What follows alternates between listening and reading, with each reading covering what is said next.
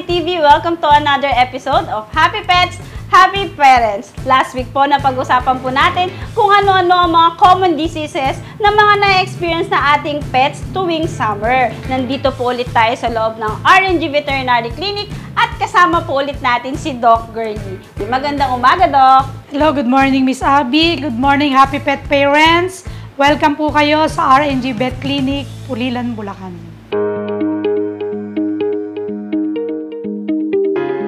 Ayan, Doc. So, ito na. Doc, paano po ba ninyo nadadiagnose itong mga sakit na ito? Meron tayong tinatawag sa aso na skin scraping. So, pinakamadaling description na to ay kukuha ng blade na malinis, lilinisin yung isang area ng skin na laging kinakamot ng aso, isa-sanitize ito, lilinisin, and then i-scrape hanggang dumugo. Doon kukuha ng sample, ilalagay sa glass slide at sisilipin sa microscope para makita yung presence ng mga suspecha natin na mga mites o parang mga hanip sa Tagalog na sumusuot sa ilalim ng balat. So, isang pamamaraan yun para makita. So, yun, skin scraping. Pangalawa, kung fungal infection naman yan, gumagamit naman ng wood slump.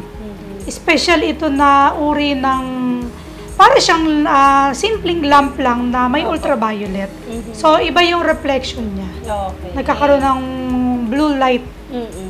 So, ganun na, minsan, siguro sa katagalan na namin na nagpa-practice, makita lang namin yung mga sintomas o makita lang yung mga sites o lugar kung saan nangangati, ay more or less alam na namin.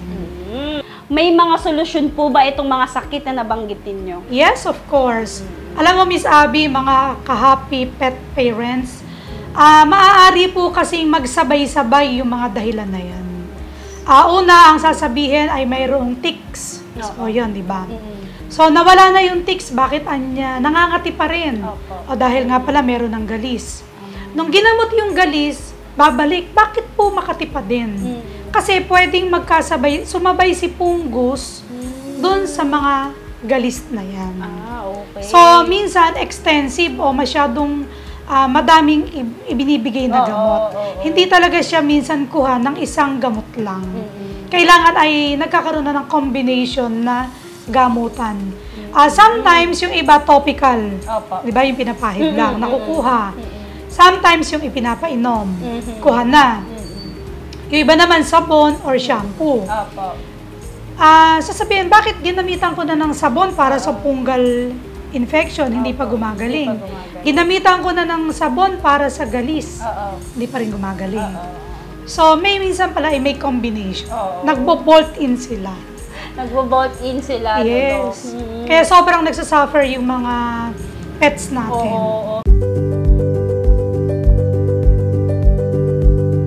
So, Doc, ito, ano po yung mabibigay yung tips para sa ating mga ka-happy pet parents para maiwasan din itong mga sakit na ito? Okay, dapat malinis tayo sa tirahan nila.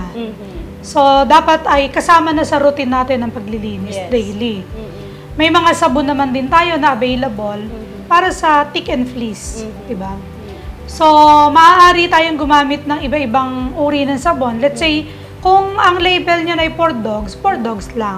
Huwag natin gamitin sa pusa. May mga shampoo na available, di ba? So, pinaka-common yan, di ba? Shampoo. Yes po. At kung medyo malala na, either kailangan na natin ng medicated bath or yung mga oral preparations natin. Dapat ay nagbabasa din tayo. Kasi, Miss Abby, mahirap yung, let's say, gabi na. Lason pala, ginamitan nila ng gamot na yon, hindi pala pwede doon. Yes, lalo na yung mga maliliit na breeds natin. O, diba? Madali silang malason. Kaya dapat maingat talaga. At hindi pwede tayo na via phone, magda-diagnose ba tayo? Hindi ganun. Lalo na skin problem, kailangan mo talaga yan, Doc. Makita. Hindi kasi pare-pareho. So, any reminders pa, Doc, para sa ating mga ka-happy pets? Yes, mga ka-happy pets, reminder ko po muli sa inyo na hindi po ang online selling ng mga iba-ibang produkto ang tanging gamot sa inyong mga alaga. Nais ko pong iparating sa inyo na dapat po ay masusing ma-assess at ma-diagnose ng mga veterinaryo kung ano yung tamang problema. Para Miss Abby, hindi bili ng bili. Sayang yung panahon, sayang yung pera, at pwede ring mag-risk ng buhay ng mga alaga nila. At syempre, ang Fan Prelude Enterprises naman po, available po ang mga gamot na nabanggit ni Doktora. Pero syempre, with supervision ng ating mga veterinaryo. Kasi ito nga pong mga gamot na aking babanggitin. Meron po tayo antifungal na Myconate shampoo. Meron din po tayong Dermovet. Ang Dermovet soap po is para sa mga aso lamang, hindi pwede sa pusa. Meron din po tayong Wormictin na tablet na para sa aso lang din po. Meron din tayong DermGuard na drops para sa mga aso nga lang. Tama yun. So, kaya yun nga, nabanggit ni Doc na hindi lahat po talaga ng gamot na makikita nyo sa tindahan o sa pet shop or sa pet shop, is pwede na rin po talaga kagad sa pusa. Kaya maaaring, hindi masama magtanong. Mas okay na magtanong tayo sa ating mga veterinaryo kaysa magkamali tayo. Yes, kasi Miss Abby, kapag irreversible na yung case, Mas mahirap.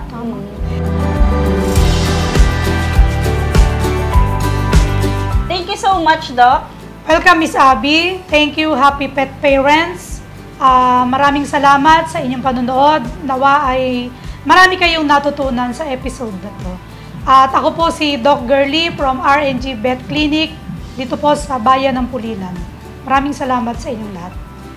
Thank you so much, Doc, mga ka-Happy Pets. Maraming salamat din po sa inyo. Magkikita po ulit tayo sa mga susunod pang episode ng Happy Pets, Happy Parents!